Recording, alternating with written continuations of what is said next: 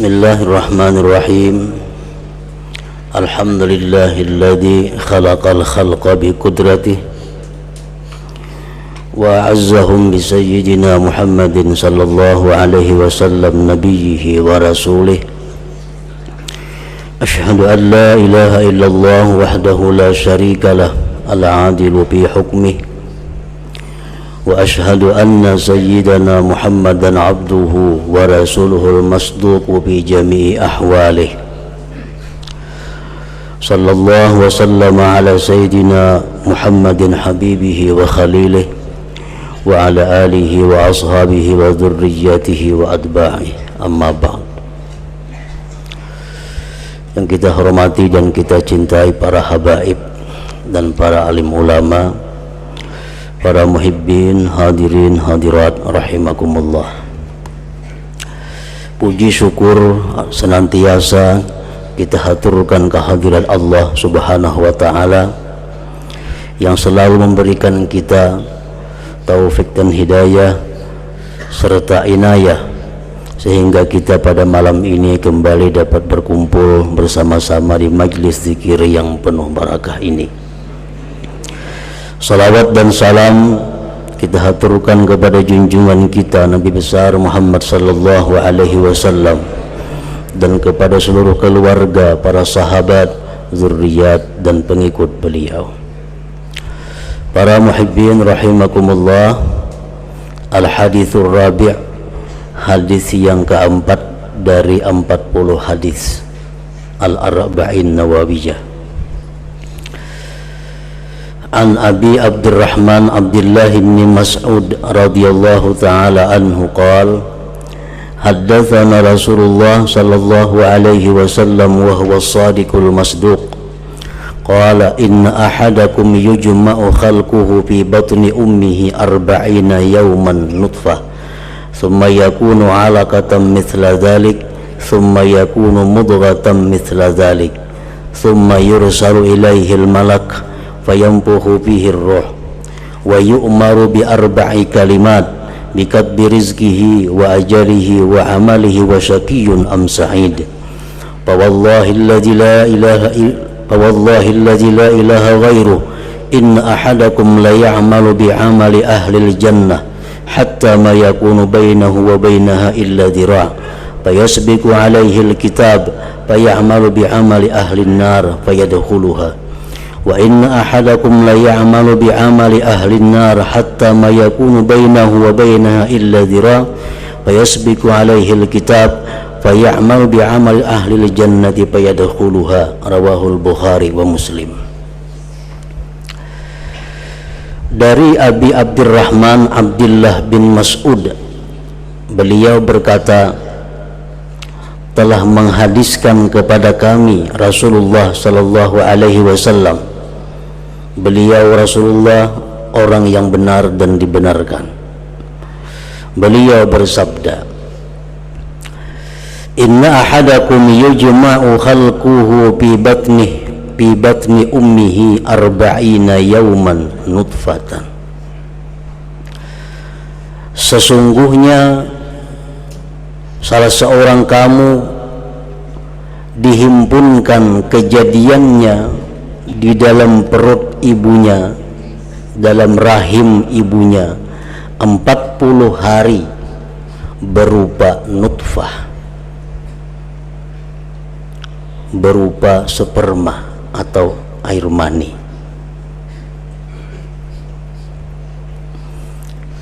Itulah asal muasal kejadian manusia. Ibnu Mas'ud berkata bahwa nutfah, air mani itu apabila jatuh di dalam rahim ibu,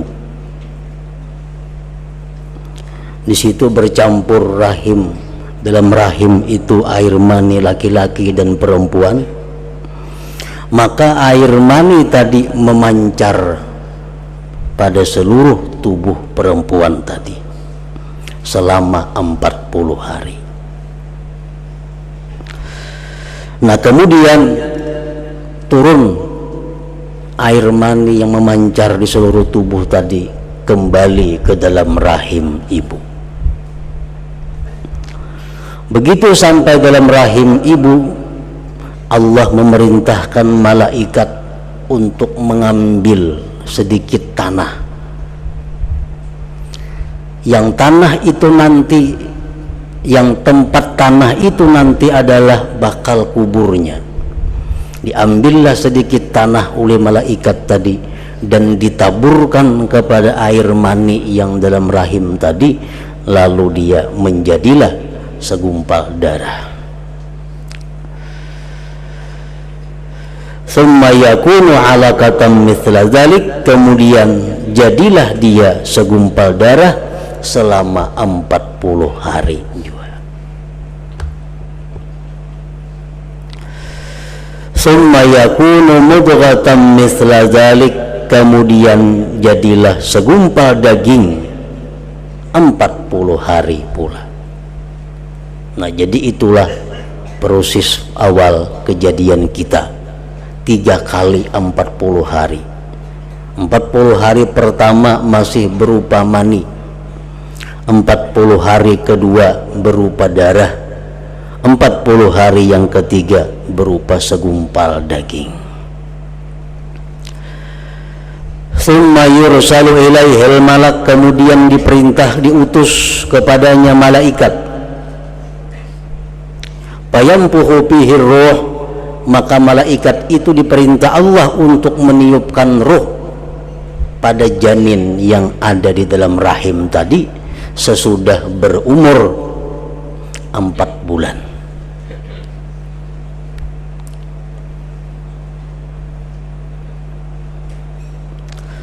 Nah, maka mulai itulah si janin ini bergerak dan hidup di dalam rahim ibunya.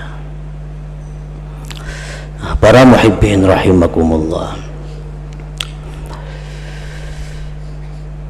apa yang kita baca tadi banyak menimbulkan hikmah, banyak menimbulkan ilmu-ilmu, baik ilmu fikih ataupun ilmu tasawuf. Di dalam fikih contohnya, bagaimana kalau seseorang perempuan itu mengandung kemudian keguguran kandungannya, maka bagaimana ini kandungan diperlakukan? Nah, maka ahli fikih menjelaskan tergantung bagaimana bentuknya keguguran itu. Nah, jadi di sini ada 4 hukum mengenai masalah orang yang keguguran tadi. Pertama, kegugurannya berupa mudghah, berupa segumpal daging, segumpal darah, patak, sunat. Ibarat dibuang aja, kada apa-apa. Yang kedua, bila mana keguguran itu sebelum 4 bulan, belum lagi umurnya 4 bulan, ini dalam parut, tapi sudah berbentuk. Nah, 4 bulan, belum lagi umur 4 bulan, cuma sudah berbentuk, itu dikafankan, dipatak, wajib. Yang ketiga, sesudah umur 4 bulan keguguran, sesudah umur 4 bulan keguguran dan tidak ada tanda-tanda hidup,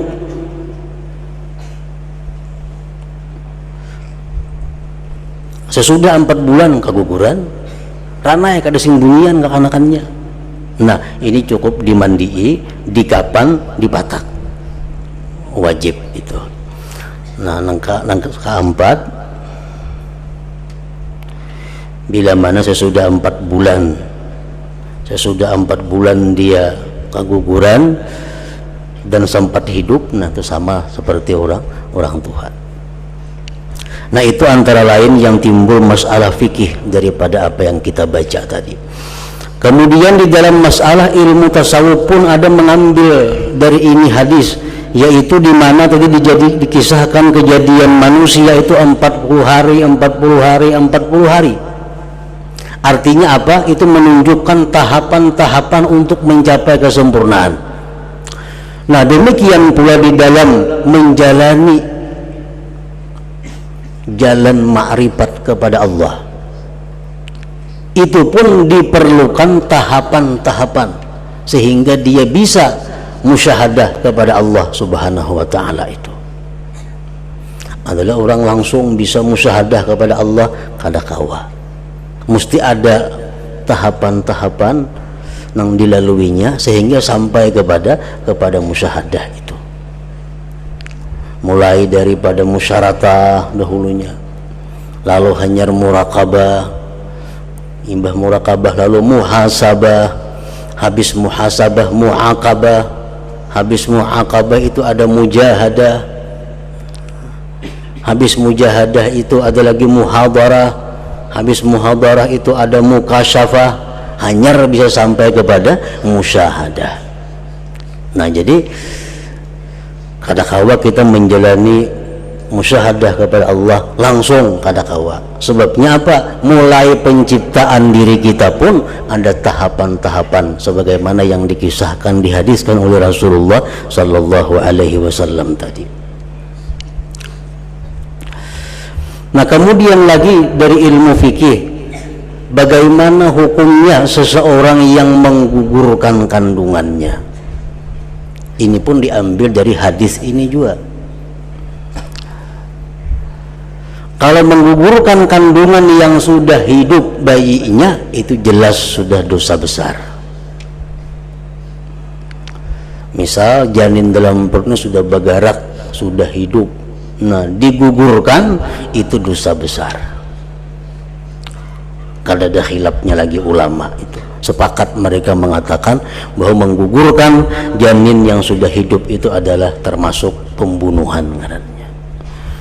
Sebagaimana diriwayatkan dalam sebuah hadis, an-nasiqta ya'ti yaumal qiyamah yastaghithu wa yunadi annal madlum fayata'allaqu bi ummi wa yaqulu ya rabbi sal hadhi lima qataltani wa yaqulu Allah ta'ala lima qatalti wa qad haramtu qatlan nafsi bighairil haqq ya malaikati sallimuha limalik khazinin nar yahbisu fi jubbil ahzan fatughallu yaduha ila unukiha wa yulda'u tawqu wa silsilatu fihi wa tushabu ila nar fayarmiha malik fi jubbil ahzan. Bahwa anak nang digugurkan itu pada hari kiamat minta tolong dan berteriak, anal mazlum, akulah orang yang dizalim. Maka dia bergantung dengan ibunya dan berkata dia, hai Tuhanku, tanya ini perempuan kenapa dia bunuh aku.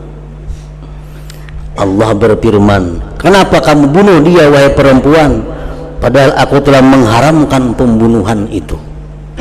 Wahai malaikatku, serahkan ini perempuan kepada Malik penjaga api neraka, agar si Malik itu menahan ini perempuan di dalam neraka yang bernama Jubbil Ahzan.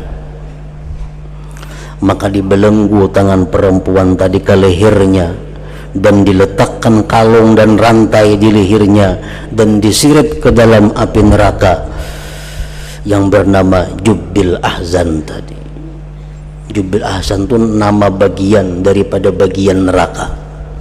Wa fihi narun wa siba wa zanabir wa hayyatun wa aqarib tanhasul mu'azzabin wa zabaniyatu bi aidihim hirabun min nar. Jubbul Ahzan itu adalah bagian dari neraka yang di dalamnya ada binatang buas, ada penyangat-penyangat, ada ular dari neraka, ada kala dari neraka yang menggigit orang-orang yang diazab di situ. Dan ada zabaniyah, di tangan mereka ada tungkat-tungkat, ada tumbak-tumbak daripada neraka yang menusuk akan orang-orang yang membunuh di dalam dunia. Nah, jadi itu ancaman Allah kepada perempuan yang menggugurkan kandungan yang sudah hidup tadi. Nah, kalau kandungannya belum hidup, misalnya hanya berupa berumur 40 hari atau berumur 2 kali 40 hari atau 3 kali 40 hari tapi belum lagi ditiupkan roh, belum hidup, nah ini ulama fikih terjadi perselisihan pendapat. Ada yang mengatakan kada boleh juga digugur, ada yang mengatakan boleh. Itu kalau nang belum hidup. Para muhibbin rahimakumullah. Nah, jadi malaikat datang pembawa roh itu meniupkan di ubun-ubunnya, lalu hiduplah si kanak-kanak bayi nang di dalam perut tadi. Wa yu'maru bi arba'i kalimatin bi katbi rizqihi wa ajalihi wa amalihi wa syaqiyyun am sa'id. Malaikat itu diperintahkan untuk menulis. Di mana menulis? Para ulama mengatakan, sebagiannya ada yang mengatakan ditulis di antara dua matanya. Ditulis di situ apa? Rezekinya. Ini orang rezekinya banyak atau sedikit. Ditulis lagi umurnya berapa. Ditulis lagi amalnya, ini orang baik atau buruk. Dan orang ini celaka di akhirat atau dia beruntung di akhirat. Nah, itu ditulis di antara dua mata kita sesudah ditiupkan roh ke dalam janin tadi. Nah, para muhibbin rahimakumullah, ini hadis oleh para ulama dijadikan satu nasihat, dijadikan satu pedoman kepada kita. Pertama, ada mulham birrizik, tiada risau dengan rezeki. Kenapa? Karena sudah ditulis oleh malaikat dengan perintah Allah Subhanahu wa ta'ala. Jadi rezeki kita itu sudah ditulis oleh Allah, sudah ditentukan oleh Allah, banyak atau sedikit. Bagaimanapun kita berusaha, kada akan melebihi daripada apa yang ditakdirkan oleh Allah. Bagaimanapun kita risau dengan rezeki kita, kada akan melebihi daripada apa yang ditentukan oleh Allah Subhanahu wa ta'ala. Nah, para ulama menjelaskan, ma qaddarallahu laka fahuwa yasilu ilaik bisababin awjadahu lak wa ma la yuqaddiru laka fala yasilu ilaik. Ini mengenai rezeki. Sesuatu rezeki yang sudah ditakdirkan Allah kepada engkau pasti akan sampai kepada engkau, dan Allah akan menciptakan caranya untuk mendapatkan rezeki itu. Jadi kada perlu risau dengan rezeki. Kayak apa kina, kayak apa kaina, kayak apa kina anakku, kayak apa kaina ini, kada perlu risau. Allah sudah menetapkan rezekinya dan Allah mengulahkan cara untuk mendapatkannya. Rezeki kita misalnya pada hari Selasa kita dapat rezeki 1 juta rupiah. Nah, ketentuan Allah demikian umpamanya. Allah mengulahkan jalan datangnya itu kayak apa supaya dapat 1 juta. Nah, jadi buat apa kita merancang, buat apa kita bersusah payah memikirkan rezeki ini? Bagaimanapun pintarnya kita, bagaimanapun susah payahnya kita, kada akan menambah apa yang ditetapkan oleh Allah Subhanahu wa ta'ala. Nah, ini ada mulham birrizik, tiada risau dengan rezeki itu. Amun itu bukan takdir kita, kayak apa aja usaha kita, kayak apa aja doa kita, kalau itu bukan rezeki kita, kada akan kita dapatkan. Tapi kalau itu memang rezeki kita, Allah akan bisa mengulahkan caranya supaya sampai kepada kita. Yang kedua, ditulis celaka atau kita ini beruntung di akhirat maksudnya. Nah, ini memberikan kepada kita satu nasihat. Adamul farah bisyai' malam ya'lam annahu sa'id fil akhirah. Tiada gembira dengan sesuatu apa jua pun selama belum tahu bahwa kita ini beruntung di akhirat. Apapun yang ada kita miliki, apapun rezeki yang datang kepada kita, kita jangan terlalu gembira. sebelum kita tahu bahwa kita ini beruntung kada di akhirat. Kalau sudah tahu kita beruntung di akhirat, ayo hidup hendak berlapang-lapang, ayo hidup hendak berami-rami, ayo hidup hendak banyak istirahat dan santai. Kalau sudah kita tahu bahwa kita ini beruntung di akhirat. Nah, selama kita belum tahu kita ini di akhirat masuk neraka atau ke surga, hendaknya kita selalu risau dengan itu. Selalu memohon kepada Allah agar kita dijadikan orang-orang yang beruntung.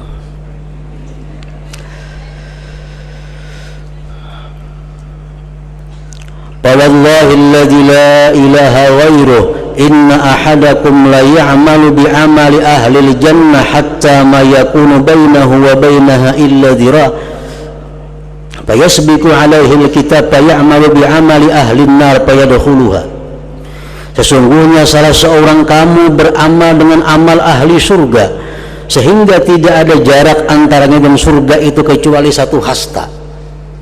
Orang ini amaliyahnya amaliyah surga, gawiannya beribadah, sembahyang, baca Quran, untuk ilmu, sehingga jarak dia dengan surga hanya sehasta lagi. Artinya jaraknya hanya mati, kalau mati ke surga. Maka terdahulu atasnya ketentuan Allah, pada orang ini dalam catatan Allah masuk neraka. Nah, maka beramallah dia dengan amal ahli neraka, maka dia masuk ke dalam neraka.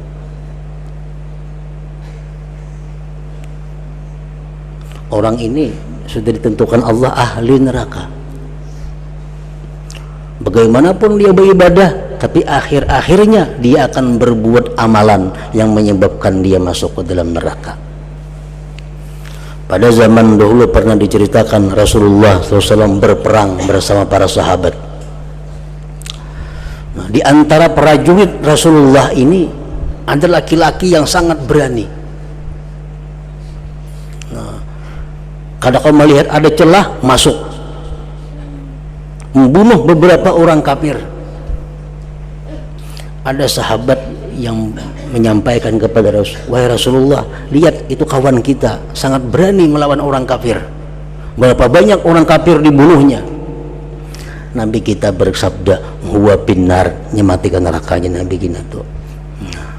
Nah, sahabatnya terkejut, ini orang berjuang membunuh orang kafir, kenapa matikan neraka? Lalu sahabat tadi mengiringi laki-laki tadi. Nah, diiringinya laki-laki tadi. Akhirnya apa? Laki-laki itu ditumbak oleh orang kafir. Lalu dia rabah, gugur. Kada tahan menahan sakit, mengambil pedang seorang, mencucuk awak seorang, akhirnya mati. Nah, mati dalam keadaan bunuh diri ngarannya. Padahal luar biasa asalnya amalan ahli surga diamalkannya. Nah, ini hikmahnya bagi kita apa? Bahwa kita jangan sekali-kali memegang apa yang telah kita amalkan. Kita merasa beramal ini, kita merasa membaca ini, kita merasa kita mati ke surga, jangan. Selalu hati kita ini ada khawatir tentang akhir hayat kita. Lalu kita berpegang kepada Allah, kita mohon kepada Allah. Nah, itu gunanya. Contohnya tadi.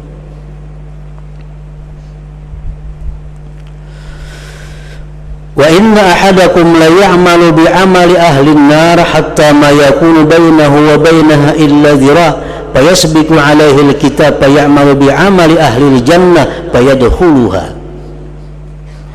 Sesungguhnya salah seorang kamu sungguh beramal dengan amalan ahli neraka. Orang ini sepanjang hidupnya minum arak, berzina, berjudi, merampok habis, sehingga jaraknya lawan neraka sehasta lagi. Tetapi orang ini dalam takdir Allah beruntung, matinya ke surga. Nah, begitu di akhir hayatnya dia berubah, dia tobat, dia kembali ke jalan yang benar, mati. Maka matinya orang ini adalah min ashabil jannah, termasuk orang ahli surga. Nah, jadi orang-orang yang selama ini maksiat, yang selama ini durhaka kepada Allah, jangan berputus asa bahwa rahmat Allah itu sangat luas. Rahmat Allah kadang-kadang dibayangkan bagaimana keluasannya.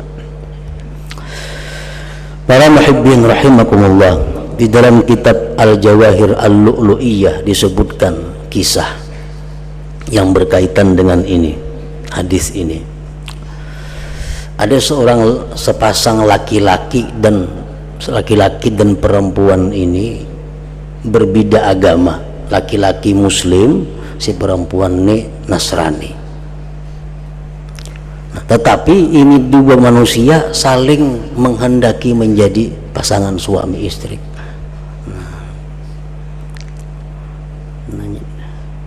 Namun si laki-laki ini kadawani melamar karena beda agama.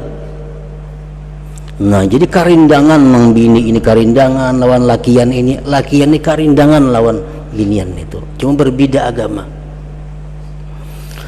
Nah, akhirnya garing si laki-laki ini. Garing. Ujar laki-laki nang Islam ini, amun aku nih agama Islam, si perempuan itu agama Nasrani. Mati aku kada tak kumpulkannya di akhirat. Baik aku bakapir aja cuman di akhirat tak kumpul kayaknya. Dikiranya di neraka tuh kawak lu kawin kayaknya. Nah, jadi mun aku Islam, si perempuan itu Nasrani, mati aku kada tak kumpul kayaknya di akhirat. Baik aku bakapir aja. Nah, supaya di akhirat kayaknya tak kumpul bakapir si laki-laki tadi mati. Matinya dalam keadaan neraka.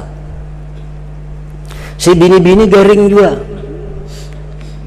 Ujian bini-bini pun aku nih agama Nasrani, sedangkan lakian tuh Islam, kada tak kumpul aku kayaknya di akhirat. Jika aku Islam, aduh. Nah, Islam si bini-bini itu mengucap dua kalimat syahadat mati. Nah, padahal hidupnya sepanjang masa Nasrani.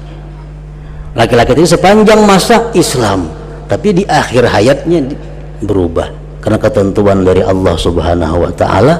Si laki-laki itu syaqiyun, orang yang celaka, si perempuan ini sa'idah, orang yang beruntung di akhirat.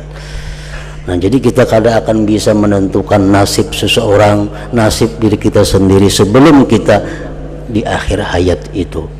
Rasulullah SAW seringkali berdoa kepada Allah agar ditetapkan iman, terutama menghadapi sakaratul maut itu, karena disitulah ujian terakhir seorang manusia. Nah, ini hadis riwayat Bukhari dan Muslim. Nah, selanjutnya hadis yang kelima. Ila hadratin Nabi sallallahu alaihi wasallam, al-Fatihah.